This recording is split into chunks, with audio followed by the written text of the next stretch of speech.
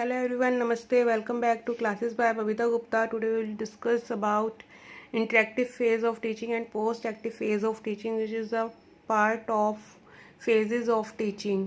जो मैंने पिछले वीडियो में आपके साथ शेयर किया था, उसका फर्स्ट फेज मैंने आपके साथ शेयर किया था pre active phase of teaching, यानी कि पूर्व क्रिया अवस्था चरण मैंने आपके साथ शेयर कर चुके हो। तो आज हम इसका सेकंड फेज जो है इंटरेक्टिव फेज ऑफ टीचिंग, उसके बारे में पढ़ेंगे, अंतःक्रिया चरण। और जो इसका थर्ड फेज़ है post active phase of teaching, ये मैं नेक्स्ट वीडियो में आपके साथ शेयर करूँगी।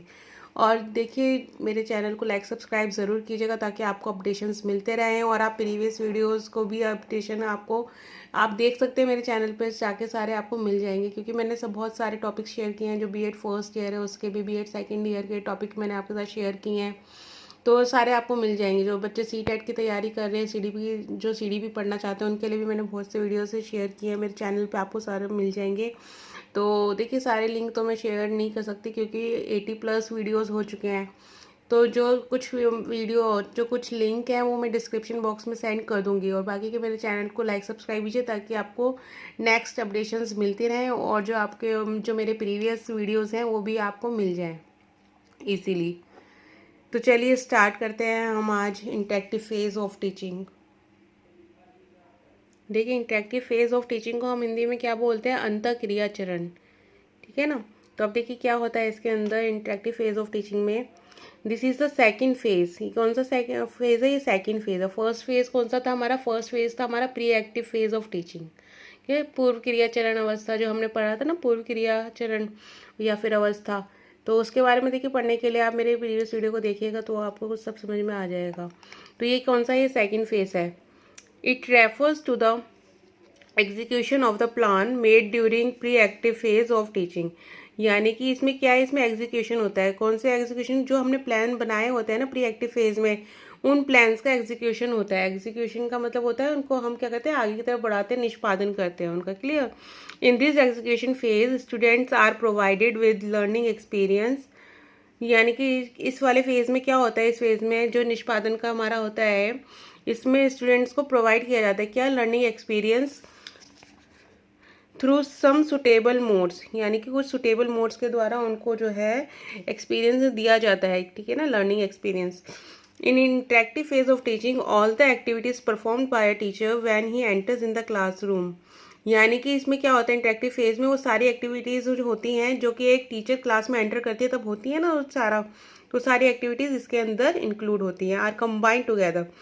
These activities are concern with the presentation of the content in the class, यानी कि ये जो सारी एक्टिविटीज़ हैं वो किससे जुड़ी हुई है, जो एक टीचर प्रेजेंटेशन देती है ना, कंटेंट जो पहले से, देखिए जो कंटेंट पहले टीचर तैयार करती है उसी की क्या करती है, प्रेजेंटेशन करती है, और जो प्रेजेंटेशन वो क्लास में देती है उसी से रिलेटेड जितने भी स्टेप्स है वो सारे इंटरेक्टिव फेज ऑफ टीचिंग में आते हैं।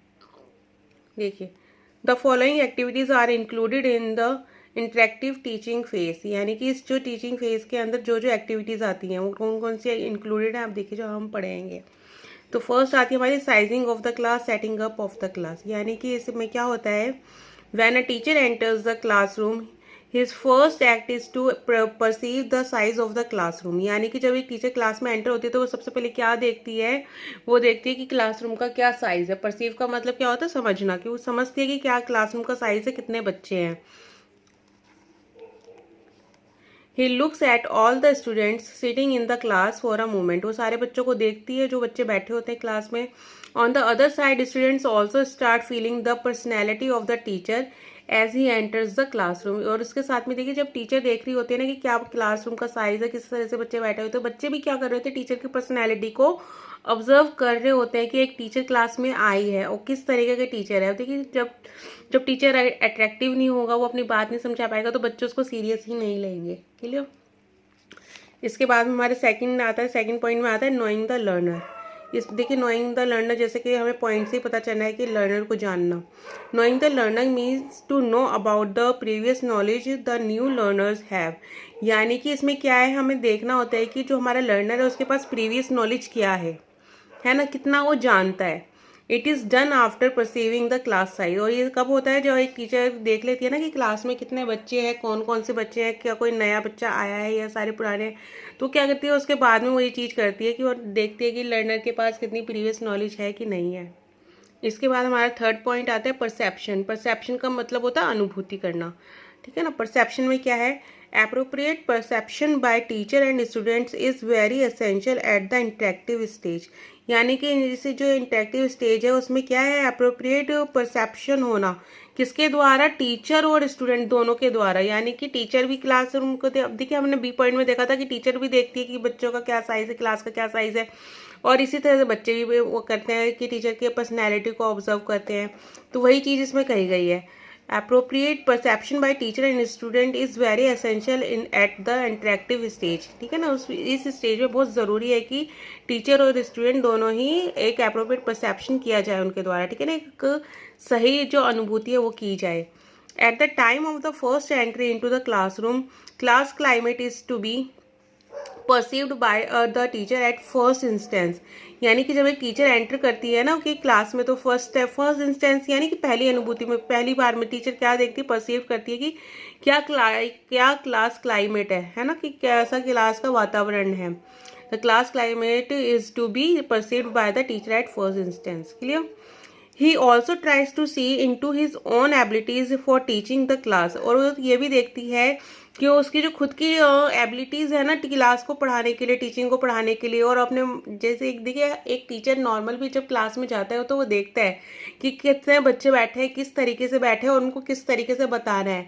अब मेरे को एबिलिटी में देखिए, इसमें एबिलिटी का मतलब किससे दिया हुआ है, जो टीचिंग मेथड टीचर यूज़ करती है ना वो चीज़, वही एबिलिटी होती है एक टीचर की कि किस तरीके से वो टीचिंग मेथड यूज़ करे बच्चों को समझाने के लिए। Clear. Similarly students are also to perceive the abilities, behaviours and personality characteristics of the teacher. इसके बाद में साथ ही बच्चे भी क्या कर रहे होते हैं, वो भी क्या करते हैं, अनुभूति करते हैं किसकी, perceive the ability, behaviour and personality. यानी कि वो परसीव करते हैं कि क्या योग्यता है, किस तरीके का टीचर बिहेव कर रहा है, किस तरह की पर्सनैलिटी है, क्या विशेषताएं हैं एक टीचर की। तो ये सब क्या है, स्टूडेंट्स क्या करते हैं, ये भी वो परसेप्शन करते हैं, परसीव करते हैं। क्लियर। इसके बाद हमारा डी पॉइंट आता है सिलेक्शन। अब देखिए सिलेक्शन में क्या होता है, सिलेक्शन का मतलब ही होता है चुनना। अब इसमें किस तरीके से सिलेक्शन हो रहा है देखिए, it refers to the selection of stimuli. यानी कि इसमें क्या हो रहा है, इसमें हम स्टिमुलाई को चूज कर रहे हैं, यानी कि क्या प्रेरणा, क्या प्रोत्साहन बच्चों को दिया जाना चाहिए, उसका सिलेक्शन हो रहा है इसमें। The learner should select the appropriate stimulus as soon as the situation arises. यानी कि टीचर को क्या करना चाहिए, the teacher should select the appropriate stimulus. यानी कि टीचर को एक उचित स्टिमुलस का चूज करना चाहिए, एक प्रोत्साहन का यूज करना चाहिए जैसे जैसे सिचुएशन अराइजेज होती हैं। Efforts should be done to control the undesired activities. जो एफर्ट्स हैं वो किस लिए होने चाहिए कि अनडिजायर्ड एक्टिविटीज को कंट्रोल किया जा सके। क्लियर।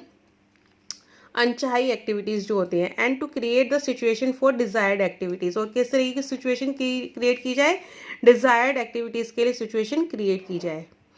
क्लियर। इसके बाद है हमारा प्रेजेंटेशन। अब देखिए प्रेजेंटेशन में क्या है, after selecting the appropriate stimuli the teacher should present them before the students. यानी कि जब एक टीचर अप्रोप्रिएट स्टिमुलाई का चूज कर लेती है, यानी एक प्रोत्साहन बच्चों को देने के लिए चूज कर लेती है कि बच्चों के सामने किस तरीके से उसको कौन से स्टिमुलाई का यूज करना है। अब देखिए स्टिमुलाई का मतलब ही यही होता है कि प्रेरणा, प्रोत्साहन। जैसे मैंने पिछले पॉइंट में बताया कि किसी भी तरह से कोई भी टीचर प्रेरणा दे सकती है कि अगर वो इस एक्टिविटी को करेंगे तो उनको ये कोई और चीज मिलेगी, या फिर कोई जैसे प्राइज मिलेगा, या कोई भी एक अचीवमेंट मिलेगा, तो क्या है वो स्टिमुलाई है। क्लियर। तो उसके बाद क्या होता है, प्रेजेंटेशन होती है। तो after selecting the appropriate stimuli the teacher should present them before the student. जैसे कि मैंने अभी बताया कि बच्चों के सामने प्रेजेंट करना चाहिए। The teacher should present that form of the stimulus. यानी कि टीचर को किस तरीके से प्रेजेंट करना चाहिए कि स्टिमुलस की फॉर्म में प्रेजेंट करना चाहिए, which can motivate the students for learning. जिससे कि क्या मिले, स्टूडेंट्स को मोटिवेशन मिले, which can motivate the students for learning. ठीक है ना। जिससे स्टूडेंट्स को क्या होता है, एक मोटिवेशन मिलता है कि वो पढ़ें, पढ़ाई करें। अगर वो पढ़ाई करेंगे तो उनको एक अचीवमेंट मिलेगा, एक प्राइज मिलेगा, या कोई भी जो मैम कोई गेम खिलाने वाली है उनको, कुछ भी हो सकता है वो। ठीक है ना। During such presentation the teacher must keep in mind the context and order of the stimuli. यानी कि इस देखिए जो दौरान होता है ना, इस दौरान जो जब टीचर प्रेजेंटेशन दे रही होती है तो उसको अपने दिमाग में रखना पड़ता है कि उसे बच्चे को क्या समझाना है ना। जब उसके दिमाग में सारा कंटेक्स्ट होगा, सारा कंटेंट होगा, तो उसी के अकॉर्डिंग क्या होगा, उसी के अकॉर्डिंग उसका स्टिमुलाई होगा, उसी के अकॉर्डिंग उसका प्रोत्साहन होगा, और उसी के अकॉर्डिंग ये वो बताएगी कि बच्चों आप अगर इतना काम कर लोगे तो आपको ये अचीवमेंट मिलेगा क्लास में। क्लियर। इसके बाद आता है हमारा डायग्नोसिस। डायग्नोसिस का मतलब होता है निदान। जो हिंदी मीडियम बच्चे हैं देखिए करते रहिएगा, साथ साथ मैं बता रही हूँ। तो डायग्नोसिस का मतलब क्या होता है, निदान। अब देखिए इसमें क्या होता है, अब एक टीचर क्लास में एंटर हुई, अभी हमने पीछे पढ़ा कि एक टीचर क्लास में एंटर हुई, ने क्लास का साइज देखा, फिर उसने परसेप्शन किया, सिलेक्शन किया अप्रोप्रिएट टूल्स का, उसने प्रेजेंटेशन दिया। अब उसके बाद क्या है, डायग्नोसिस। देखिए डायग्नोसिस में क्या होता है, in this process the teacher tries to diagnose the students knowledge about the topic. यानी कि टीचर क्या करती है, कोशिश करती है जो बच्चों की नॉलेज है उसको डायग्नोज करने की, ये पता लगाती है कि क्या किस तरह से बच्चे नॉलेज बच्चों को मिल रही है और क्या उसमें प्रॉब्लम है। Teachers tries to find out the problem of the student. Teacher कोशिश करती है कि बच्चों की जो प्रॉब्लम है वो उसको ढूंढ सके। जो प्रॉब्लम किस में आती है, जो बच्चों को सीखने में आती है, उन प्रॉब्लम्स को वो ढूंढ सके। And help them to achieve their goals, और उनकी हेल्प कर सके गोल्स अचीव करने में। This he does by asking the variety of questions and hence he tries to access the achievement level of the people। और वो ये किस तरीके से करती है, वो क्वेश्चन आंसर पूछ के, जैसे कोई भी क्वेश्चन पुटअप करके वो बच्चों से पूछती है। जैसे कि एक टीचर ने कोई एक टॉपिक समझाया है क्लास में, तो वो क्या करेगी, उससे रिलेटेड कुछ क्वेश्चन बच्चों से पूछेगी कि ताकि उसको पता चल सके कि बच्चों को समझ में आया है कि नहीं आया है ना। अगर आया है, अगर बच्चों को समझ में आ गया तब तो ठीक है, अगर नहीं आया है तो उसमें कहाँ प्रॉब्लम हो रही है ना। तो वही चीज़ कही गई, hence he tries to access the achievement level of the people, कि बच्चों ने कितना सीखा है वो पता लगाती है। इसके बाद में हमारा नेक्स्ट पॉइंट है रिएक्शन प्रोसेस, यानी इसको हम रिस्पॉन्डिंग भी कहते हैं।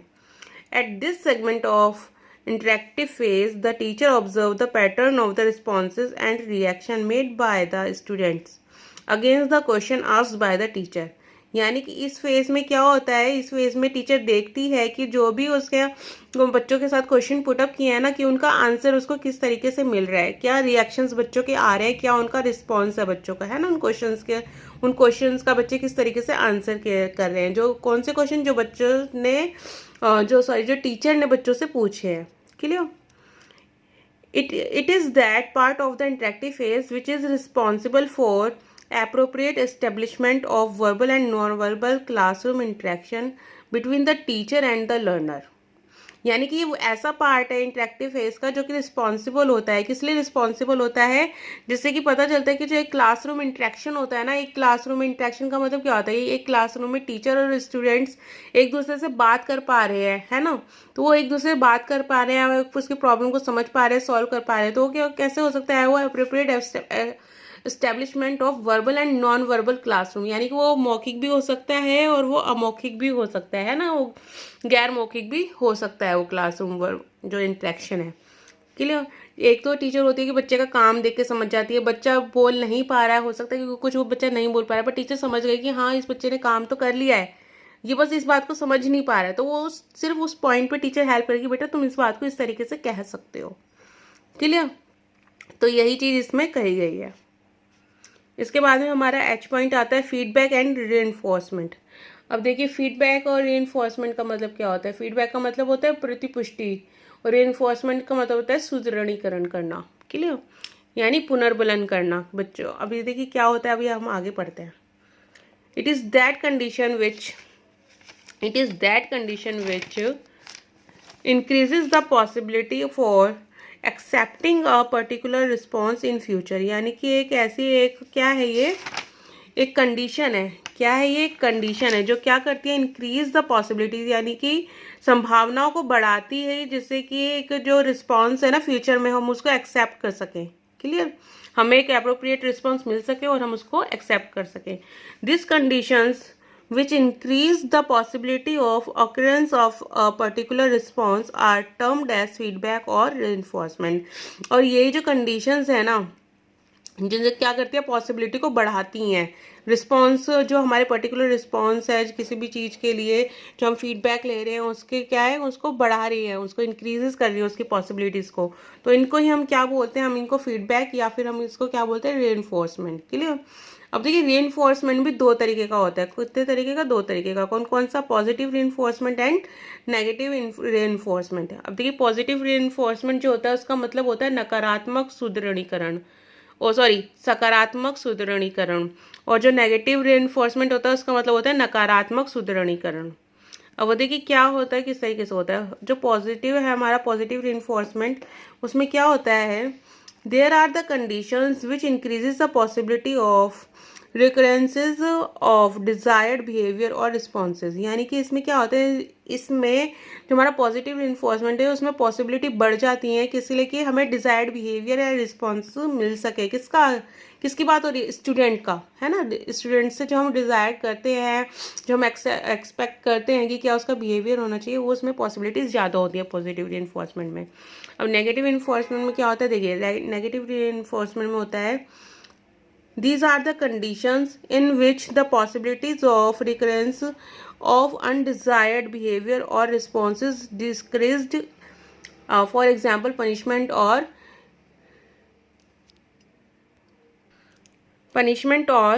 reprimanding etc. तो इसमें क्या होता है, these are the condition in which the possibilities of recurrences, यानी कि इसमें जो होती है ना पॉजिटिविटी, जो हमें मिलने की चांसेस होते हैं वो कम होते हैं बहुत ही।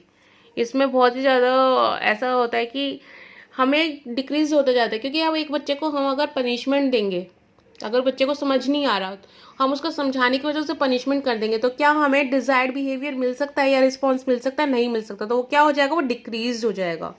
तो वही इसी चीज में कहा गया है। क्लियर।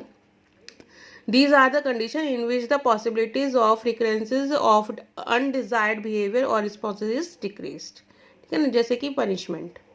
अब इसमें नेक्स्ट है हमारा मतलब नेक्स्ट क्या आगे का पॉइंट है, these are three fold purpose for using reinforcement. अब देखिए जो रीइंफोर्समेंट है उसमें हमारे थ्री फोल्ड पर्पस होते हैं, यानी तीन पर्पस होते हैं हमें जो रीइंफोर्समेंट जिसके लिए हम यूज़ करते हैं। कौन कौन से होते हैं वो देखिए। ये एक रीइंफोर्समेंट का है ना, एक अलग से टॉपिक है, इस पर शॉर्ट नोट भी आ सकता है, तो आप इसको जरूर प्रिपेयर कीजिएगा, क्योंकि रीइंफोर्समेंट बहुत ज़रूरी पॉइंट है और एक टॉपिक है शॉर्ट नोट के लिए, जिसमें आप कर सकते हैं इसको प्रिपेयर। क्लियर। तो इसमें थ्री फोल्ड पर्पस क्या है इसके, टू स्ट्रेंथन द रिस्पॉन्स, यानी कि जो रिस्पॉन्स आ रहा है उसको मजबूती देने के लिए, to change the response, response को चेंज करने के लिए, और टू मॉडिफाई और टू करेक्ट द रिस्पॉन्स, यानी कि उसको मॉडिफाई करने के लिए। यानी कि जो हमें पॉजिटिव रिस्पॉन्स मिल रहा है उसको तो मजबूत करेंगे हम, अगर जो हमें रिस्पॉन्स पॉजिटिव नहीं मिल रहा है तो हम उसको क्या करेंगे, चेंज करेंगे। तो अगर हमने देखा कि कुछ रिस्पॉन्स तो हमें अच्छा मिल रहा है पर उसमें कहीं ना कहीं कुछ मिस्टेक्स हैं, कहीं ना कहीं हमें उसको रेक्टिफाई करना चाहिए, तो क्या है वो हम वहाँ पे क्या करेंगे, मॉडिफिकेशन करेंगे। तो वो थर्ड आता है हमारा मॉडिफिकेशन, है ना, या to correct the response. Clear. इसके बाद में हमारा नेक्स्ट पॉइंट आता है, नेक्स्ट पॉइंट हमारा डिप्लॉयमेंट ऑफ स्ट्रेटेजीज। अब डिप्लॉयमेंट ऑफ स्ट्रेटेजीज क्या होता है कि हम योजना बनाएं, पहले से तैनाती करें कि हमें क्या क्या इसमें रणनीतियां हमें तैयार करनी है, उन योजनाओं को, परियोजनाओं को तैयार करना। देखिए teaching strategies make the people teacher interaction impressive. जो टीचिंग स्ट्रेटेजीज है ना वो क्या करती हैं, वो बच्चों के और टीचर का जो इंटरेक्शन होता है उसको इम्प्रेसिव कर देती है, बहुत असरदार कर देती हैं उस चीज़ को। क्लियर। तो और क्या, the reinforcement strategies keep on controlling the people's verbal and non verbal behaviour from the starting point of teaching up to the end the teaching task. यानी कि जो रीइंफोर्समेंट स्ट्रेटेजीज है ना, जो अभी मैंने बात की थी सुदृढ़ीकरण की, तो उसमें क्या होता है, वो क्या करती हैं, वो कंट्रोल करती हैं जो बच्चों का रिस्पॉन्स होना चाहिए, चाहे वो बच्चों का वर्बल बिहेवियर हो या नॉन वर्बल बिहेवियर हो। तो वो क्या करती हैं, उसको टीचिंग टास्क तक, जब तक टीचिंग टास्क कंप्लीट नहीं होता उसको कंट्रोल करती है, ये जो हम रीइंफोर्समेंट स्ट्रेटेजीज यूज़ करते हैं। क्लियर। या आप जो हमारा पॉइंट अभी मैंने आपसे अभी शेयर किया था, जैसे कि शॉर्ट नोट आ जाता है रीइंफोर्समेंट में, तो आप उसमें भी ये चीज़ लिख सकते हैं रीइंफोर्समेंट में। Clear. At this stage of deployment of teaching strategies, the following aspects are considered. यानी कि जब हम deployment of teaching की बात करते हैं, यानी कि जब हम परियोजना की बात करते हैं, रणनीतियाँ बनाने की बात करते हैं, तो उसमें हमारे जो निम्नलिखित पॉइंट्स आते हैं, निम्नलिखित पॉइंट्स आते हैं जो है फॉलोइंग एस्पेक्ट्स हैं, कौन कौन से हैं. ठीक है, इंग्लिश हिंदी दोनों में मैं बता रही हूँ, तो बच्चे प्लीज़ आप अच्छे से समझिएगा उस चीज़ को, और कोई प्रॉब्लम आती है तो आप कमेंट बॉक्स में भी लिख के पूछ सकते हैं. तो देखिए क्या है इसका प्रेजेंटेशन ऑफ सब्जेक्ट मैटर, यानी कि इसमें क्या होता है हमारा प्रेजेंटेशन ऑफ सब्जेक्ट मैटर. जो भी टीचर ने प्रेजेंटेशन तैयार किया, मतलब जो भी सब्जेक्ट मैटर तैयार किया उसका प्रेजेंटेशन देना कि वो किस तरीके से प्रेजेंट कर रही है उसको. लेवल ऑफ लर्निंग, यानी कि लेवल ऑफ लर्निंग को जानना कि बच्चे किस तरीके से समझ रहे हैं चीज़ों को, और क्या लेवल ऑफ लर्निंग है बच्चों का, क्योंकि उसी हिसाब से फिर बच्चों को, टीचर को जो स्ट्रेटजीज है वो यूज़ करनी पड़ती हैं, तैयार करनी पड़ती हैं. लेवल और context of learners, their background, needs, motivation, attitudes, cooperation and opposition. अब इसमें देखिए क्या क्या है, इसमें देखिए सारा चीज़ इंक्लूड हो गया इसमें. अब हमें क्या देखना है, हमें लेवल देखना है लर्नर का कि वो क्या, तो उनका बैकग्राउंड है, किस तरीके से उनको नीड है, क्या ज़रूरत है, किस तरीके से उनको मोटिवेशन की ज़रूरत है, क्या उनका व्यवहार है, किस तरीके से वो मिलकर काम करते हैं कि नहीं करते हैं, क्या उनका समानाधिकरण है. अपोजिशन का मतलब क्या होता है, समानाधिकरण क्या है उनका. तो ये सारी चीज़ें उनके देखी जाती है. तो ये सब क्या है, डिप्लॉयमेंट ऑफ स्ट्रेटजीज में आता है, ये सारे कुछ इंक्लूड होता है. ये सारे पॉइंट्स हैं जो हम कंसीडर करते हैं इसमें. तो एक बार रिपीट कर देती हूँ कौन कौन से होते हैं. Presentation of subject matter, level of learning, level और context of learners, their background, needs, motivations, attitudes, cooperation and oppositions. Opposition नहीं है, ये एपोजिशन है. के लिए इसका मतलब होता है समानाधिकरण. तो ये मैंने आज आपके साथ शेयर किया. तो इसके बारे में देखिए जरूर पड़ेगा इंटरेक्टिव फेज ऑफ टीचिंग का कि क्या होता है, ये अंतःक्रिया चरण क्या होता है. जो हिंदी मीडियम बच्चे हैं वो ज़रूर पड़ेगा अंतःक्रिया चरण किसको बोलते हैं हम. अब जो नेक्स्ट वीडियो मैं बनाऊंगी वो उत्तर क्रिया चरण के बारे में शेयर करूंगी कि क्या उत्तर क्रिया चरण होता है और किस तरीके से होता है. अब कुछ डिफ़िकल्ट वर्ड्स की बात कर लेते हैं कि जो हमने अभी तक पढ़ा है उसके डिफ़िकल्ट वर्ड्स क्या क्या हैं, और ये स्पेशली हिंदी मीडियम बच्चों के लिए ही हैं. और कुछ ऐसे बच्चे भी हैं जो इनको वर्ड्स को जानना चाहते तो वो भी इनको देख सकते हैं. तो कौन कौन से डिफ़िकल्ट वर्ड्स थे हमारे इस अब तक के टॉपिक में, जो हमारा था इंटरेक्टिव फेज ऑफ टीचिंग. तो क्या क्या था इसमें हमारा. फर्स्ट था एग्जीक्यूशन. एग्जीक्यूशन का मतलब क्या होता है, निष्पादन. इसको हम क्या बोलते हैं, क्रियान्वयन भी बोलते हैं. इसके बाद सेकंड हमारा परसीव. परसीव का मतलब होता है समझना. परसेप्शन. परसेप्शन का मतलब होता है अनुभूति. फोर्थ है हमारा फर्स्ट इंस्टेंस, अभी हमने पढ़ा था ना, तो उसका मतलब क्या होता है, शुरुआत में.